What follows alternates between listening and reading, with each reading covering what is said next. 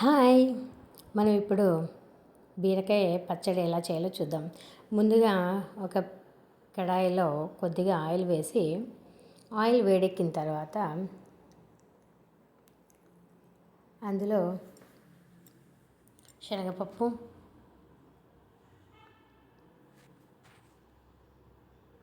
మినప్పప్పు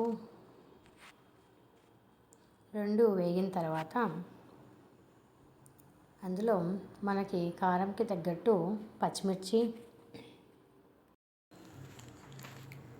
వేసుకొని వేయించుకోవాలి.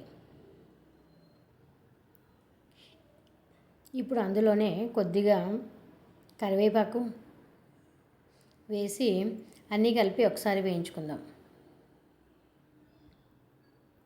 ఇప్పుడు కాస్త జీలకర్ర, ముందుగానే కట్ చేసి పెట్టుకున్న బీరకాయ ముక్కలు,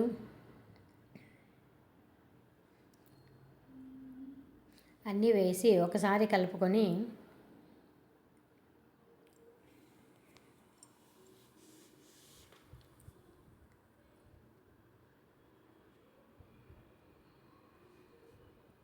కొద్దిగా పసుపు కూడా వేసుకొని ఇప్పుడు మూత పెట్టి కొద్దిసేపు మగ్గించుకుందాం.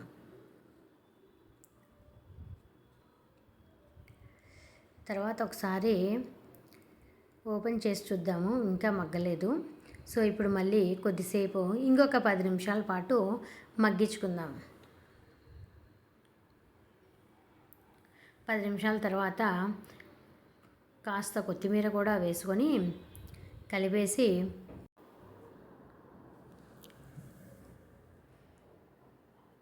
ఒక 5 నిమిషాల పాటు మూత పెట్టుకొని మళ్ళీ ఒక 5 నిమిషాలు మగ్గించుకుందాం. ఇప్పుడు కాస్త వెల్లుల్లి కూడా వేసి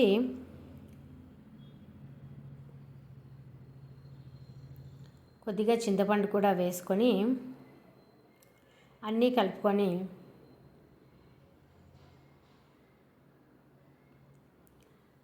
ఇప్పుడు స్టవ్ ఆఫ్ చేసుకుందాం. మిక్సీ జార్లోకి ట్రాన్స్ఫర్ చేసుకొని తగినంత ఉప్పు కూడా వేసుకొని మరీ మెత్తగా కాకుండా నేను చూపించిన విధంగా మిక్సీ పట్టేసుకుందాం. అంతే అండి, ఎంతో సింపుల్ బీరకాయ పచ్చడి రెడీ. ఇది అన్నంలోకి చాలా టేస్టీగా ఉంటుంది. ఒకసారి ట్రై చేసి చూడండి.